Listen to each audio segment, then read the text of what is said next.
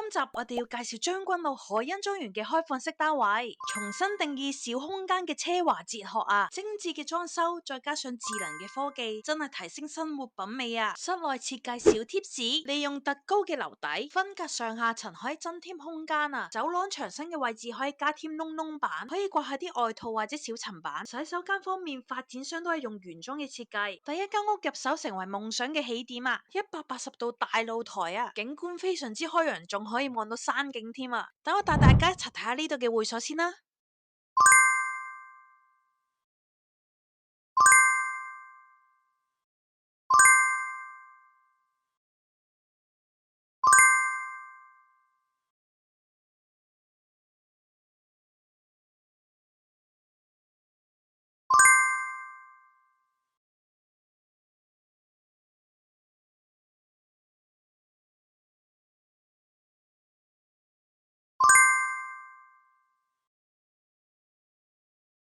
有興趣嘅你哋記得 WhatsApp 下邊嘅電話同埋訂閱我哋啊！